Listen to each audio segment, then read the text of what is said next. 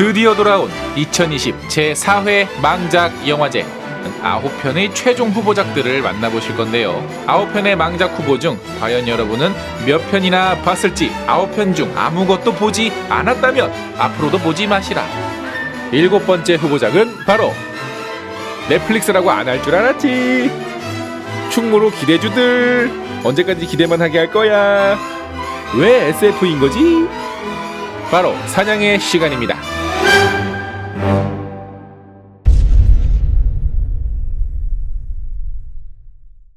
제가 미스터즈 영상에서 한국에서 못 만드는 두 가지 장르의 영화가 있다고 했죠. 하나는 어린이 영화, 그리고 또 하나는 SF입니다. 한국 영화에서 실패한 SF 영화는 한두 개가 아니에요. 한국 영화계 전체를 말아먹을 뻔했던 성냥팔이 소녀의 재림에서부터 예스터데이, 2000구 로스트 메모리즈, 7광고, 내추럴시티, 시간이 탈자, 그리고 용가리. 그리고 최근에 일랑도 있었죠?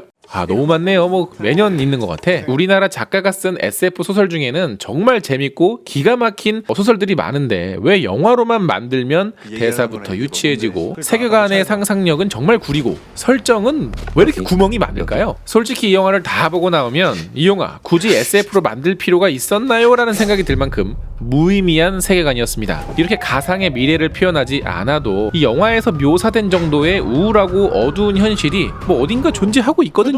SF라는 도구를 활용할 거라면 그 도구에 맞는 고민이 있었으면 좋겠네요.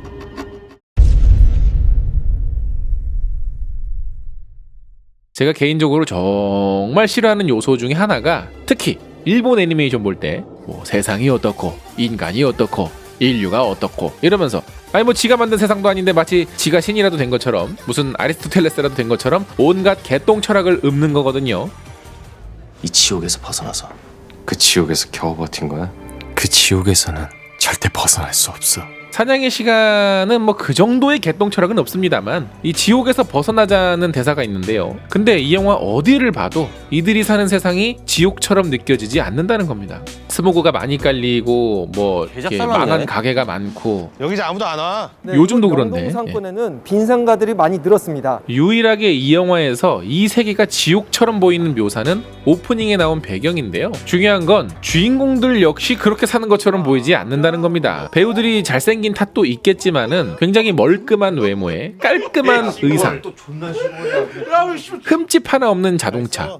뭐가 부족한 걸까요? 이들이 사는 세상이 왜 이곳에서 벗어나고파 하는지 전혀 느껴지지 않죠. 가령 인타임처럼 세계가 계급화되어 있고 그 세계 때문에 가족이 죽어서 이 지긋지긋한 세상에서 탈출하고자 하는 그런 내용이라면 인타임도 사실 세계가 조금 어색하고 어설퍼요. 하지만 흥미로운 설정 때문에 넘어가잖아요. 하지만 이 영화에서는 전혀 지옥 같은 세상인지를 받아들일 수가 없고 이들의 초목표도 이해할 수 없죠. 그냥 그럴싸하게 폰만 잡는 홍대병으로밖에 보이지 않습니다.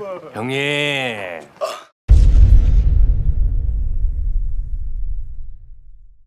마치 현장에서 배우들이 즉흥적으로 만든 것 같은 대사들이 정말 많은데요. 친한 친구들 사이에 케미스트리를 보여주기 위함인 것 같기는 한데 야 근데 이거 내 옷 아니냐? 아니야, 내 거야. 색깔 다르잖아, 병신아. 대본으로 쓰여졌다고 하기엔 대사의 내용이나 그 퀄리티가 높지 않습니다. 그런 이유 중에 하나는 무의미한 대사나 설정들도 굉장히 많다는 건데요. 가령 안재홍은 영화 내내 천식약을 흡입하지만 그 천식이 영화에서 어떤 갈등 요소나 긴장 요소로 등장하지 않습니다. 그럼 왜 보여준 걸까요? 세상이 공기가 안 좋아서 천식 환자가 많다, 그런 설정을 보여주기 위함이었던 걸까요? 안톤 체호프 작가는 1장에서 총이 등장했다면 2장이나 3장에선 반드시 총을 쏴야 하며 그렇지 않다면 삭제해야 한다고 얘기합니다. 이는 히치콕도 마찬가지였죠. 책상 밑에 폭탄을 보여주면 책상 위에서 하는 평범한 대사조차 관객들은 긴장감을 느끼게 된다고요. 그것이 서스펜스 기법의 기초기도 하죠. 이 이야기의 요는 관객들에게 무언가를 보여줬다면, 어떤 정보를 제공했다면 그것이 반드시 쓰여지는 장면이 나와야 한다는 겁니다. 만약 그렇지 않다면, 알고 보니 허위 정보였거나 별거 아닌 거라면 우리는 그 장치를 관객들의 눈속임을 위한 맥거핀이라고 얘기를 하죠. 근데 이 영화에서는 무의미한 설정들이 너무 많았습니다. 쓸모없는 대사와 설정들이 너무 많고 그 쓰임새가 불분명해서 대사뿐만 아니라 모든 상황 전체가 다 즉흥적으로 만들어진 느낌이 굉장히 강한 영화였죠. 현실에서 더 이상 이야기를 풀어나가기 어려울 때 작가들이 종종 쓰는 트릭이 바로 꿈입니다.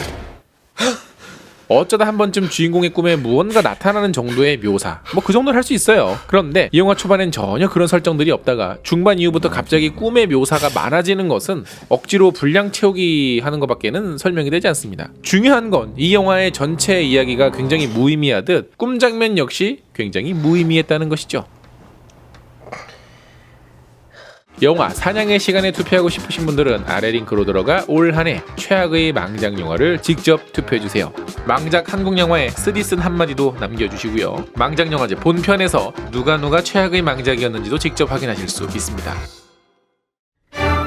대한민국 관객들의 투표로 만들어지는 2020년 제4회 망작 영화제. 다음 망작 후보작 영상은 침입자입니다.